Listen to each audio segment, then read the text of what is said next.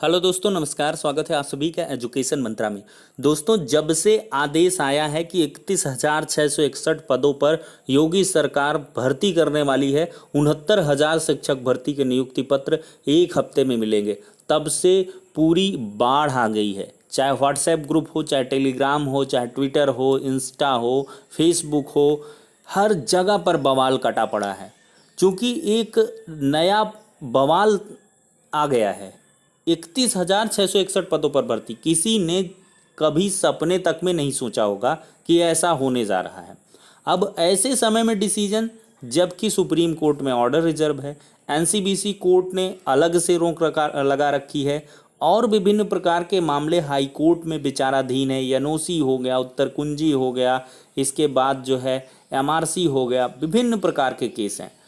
तो एक खासा सवाल है कि आखिरकार किस कट ऑफ पर भर्ती होगी, किस तरह भर्ती होगी, किस आरक्षण का मतलब नियम लगेगा, और किसका चयन पक्का होगा। तो एक एक्सपेक्टेड चीज़ें हम यहाँ पर शेयर करेंगे। देखिए, कोई भी ऑफिशियल कंफर्मेशन अभी तक नहीं है कि कैसे ये रिक्रूटमेंट प्रोसेस कंप्लीट किया जाएगा, क्योंकि 31,661 को नियुक्ति देनी है। सुप्रीम कोर्ट का जो ये ऑर्डर है वो पहले का है, जिसमें एंट्रीम ऑर्डर दिया गया था कि आप चाहें तो 37,339 पोस्ट हटा करके 31,661 पदों पर भर्ती कर सकते हैं, लेकिन ऑर्डर तब रिजर्व नहीं हुआ था। ऐसा सुप्रीम कोर्ट ने इसलिए कहा था कि चूंकि मामले की सुनवाई कब तक हो और कब तक हम फाइनल जजमेंट दे पाएँ, तो इसके पहले अगर गवर्नमेंट चाहती है तो भर्ती कर ले।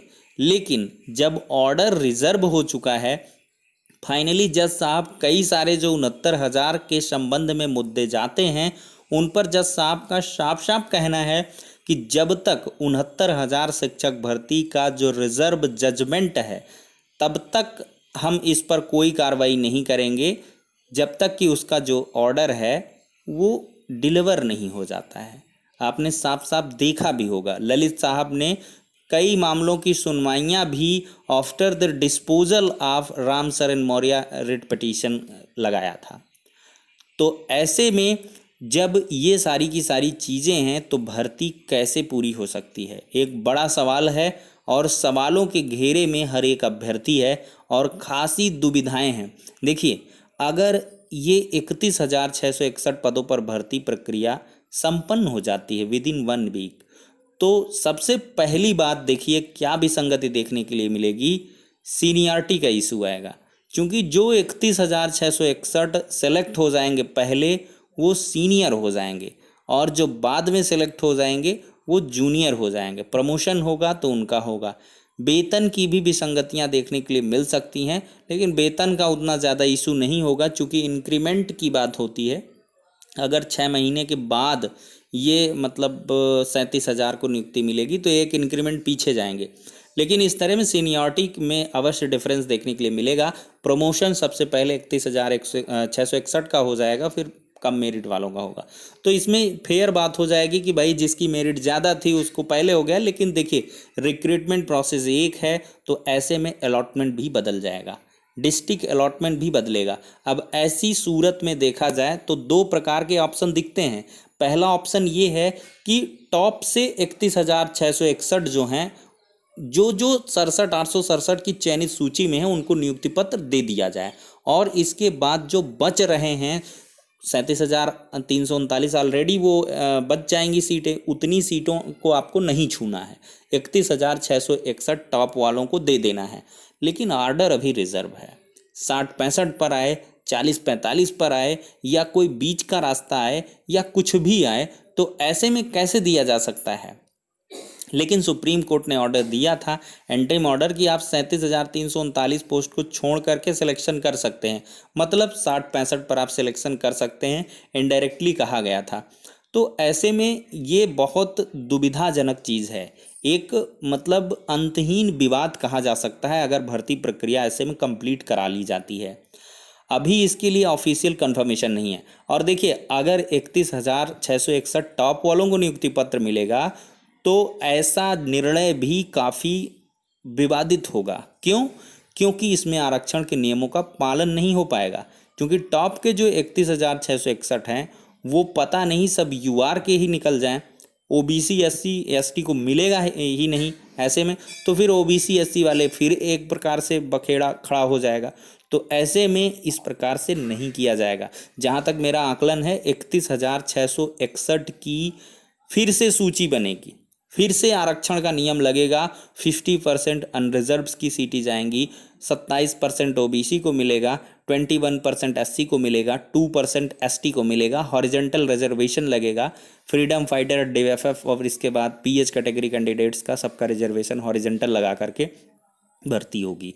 क्योंकि पिछले 500 शिक्षक भर्ती में ऐसा हुआ है, सबसे पहले जितने उत्तीर्ण हुए थे 41,556, उनके सापेक्ष सबकी जो है डिस्ट्रिक्ट अलॉटमेंट हुई, रिजर्वेशन पॉलिसी को उसमें लागू किया गया और उसके आधार पर 5-6 हज़ार जनरल निकल भी गए थे यूआर के, तो उनको फिर से अलॉटमेंट दोबारा से करना पड़ा था। वो चलिए छोड़िए, अलग इशू है।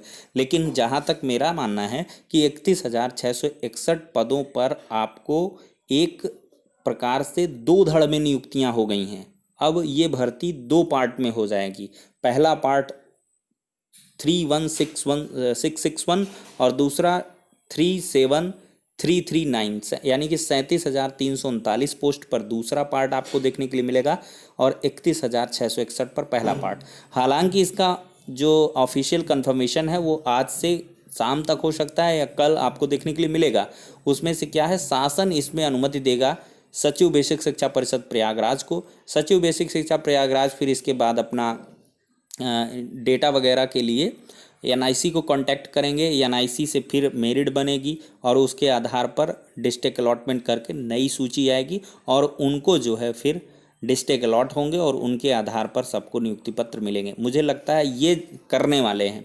अगर ऐसा नहीं करेंगे, वैसा करेंगे कि टॉप के उठा के करेंगे तो फिर एक विवाद हो जाएगा, ऐसा करेंगे तो इसमें भी विवाद हो जाएगा।